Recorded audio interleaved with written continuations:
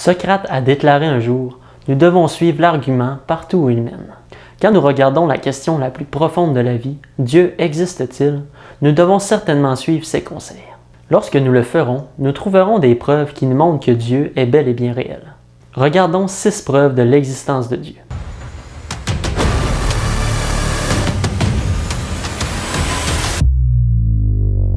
Numéro 1.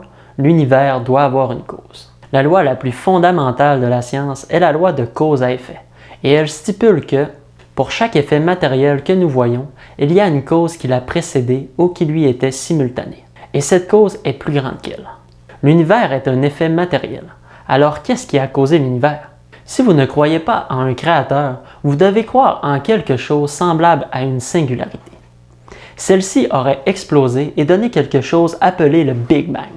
C'est ce qui est populaire aujourd'hui auprès des philosophes et des scientifiques athées. Mais quand nous essayons de découvrir ce qu'est une singularité, la communauté scientifique nous donne comme réponse que une singularité est quelque chose qui a surgi de rien.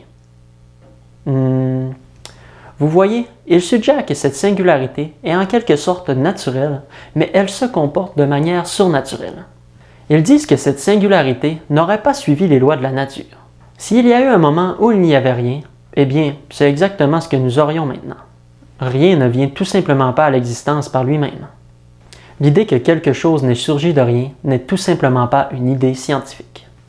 L'univers a eu un début et ce n'était pas une cause naturelle. C'était quelque chose au-delà de la nature. C'était donc quelque chose de surnaturel. Et donc, quand nous voyons l'effet matériel de l'univers, nous savons qu'il y a un créateur surnaturel qui a causé l'univers. Preuve numéro 2. Le design exige un designer. C'est vrai que tout le monde pense que cet univers a l'air conçu.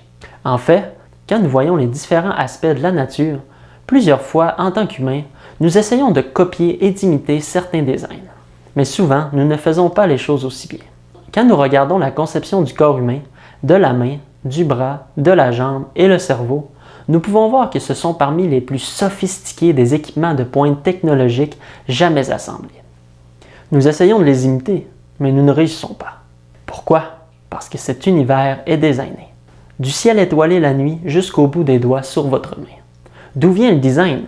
Ce que vous et moi savons tous les deux, c'est que lorsque vous voyez des choses qui fonctionnent et qui sont complexes, ils viennent d'un designer intelligent. Les grosses explosions ne font tout simplement pas régner l'ordre. Ils ne font pas exister des choses fonctionnelles et complexes. Le design que nous voyons dans l'univers exige un designer surnaturel et intelligent. Troisième preuve, la vie exige un donneur de vie surnaturel.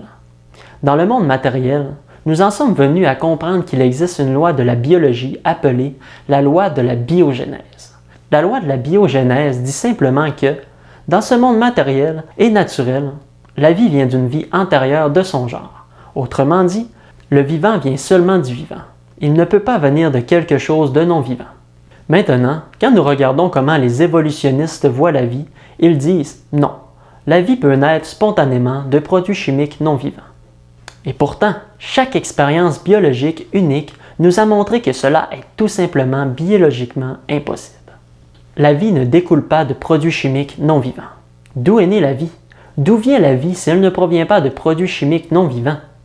L'idée qu'il n'y a pas de Dieu nous suggère qu'il devait y avoir une singularité sans cause qui a explosé et cette explosion a provoqué la conception. Et puis, finalement, quelque part, les produits chimiques non vivants ont donné naissance à la vie, mais c'est biologiquement impossible. La vie exige un créateur surnaturel. Preuve numéro 4, la loi morale exige un législateur moral. Si certaines choses sont objectivement moralement correctes et d'autres choses sont objectivement moralement mauvaises, alors il doit y avoir un Dieu. Si nous avons évolué à partir de la boue primordiale sur des millions et des millions d'années, à quel moment les valeurs morales objectives sont-elles apparues? On ne regarde pas un chien voler un os à un autre chien et disons que ce chien a moralement objectivement violé une règle. Par contre, nous disons que les humains peuvent faire des choses qui sont moralement mauvaises et ils peuvent faire des choses qui sont moralement justes. Si c'est vrai, il doit y avoir un Dieu.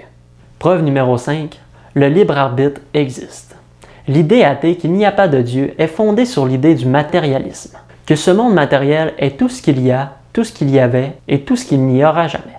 Pour cette raison, l'athéisme doit suggérer qu'en tant que personne, vous n'avez pas vraiment de libre arbitre, que vous n'avez pas d'âme ou d'esprit. Ils affirment que tout ce qui se passe dans votre cerveau, ce ne sont que des électrons qui rebondissent, que vous êtes le produit de ces rebonds et vous ne prenez pas vraiment de décisions par vous-même. Ce ne sont que les lois physiques et les propriétés de votre cerveau qui sont à l'œuvre. Si vous regardez cette vidéo de votre propre gré, alors il doit y avoir un Dieu, qui peut expliquer ce libre arbitre que vous avez en tant que personne. S'il y a du libre arbitre, il doit y avoir un Dieu. Et preuve numéro 6, le raisonnement humain. Nous raisonnons régulièrement. Nous comprenons des idées abstraites. Si nous étions le produit du hasard, d'un processus aveugle ou d'un processus aléatoire sur des millions d'années, le raisonnement et les lois du raisonnement n'auraient tout simplement aucune explication. Et pourtant, nous avons raisonné ensemble sur différents sujets. Donc, d'où vient la raison? Il n'y a tout simplement aucune explication naturaliste et athée. En 2006, Anthony Flew, l'athée qui a écrit Théologie et falsification, le livre athée le plus populaire des 100 dernières années, a coécrit un livre intitulé « Il y a un Dieu, comment l'athée le plus notoire du monde est devenu croyant ». Il a déclaré que sa règle de vie avait toujours été de suivre les preuves là où elles menaient. Il a dit qu'il a suivi cette preuve et cela l'a conduit à la conclusion qu'il existe un Dieu surnaturel intelligent. Faisons comme lui et laissons les preuves nous conduire à cette même conclusion.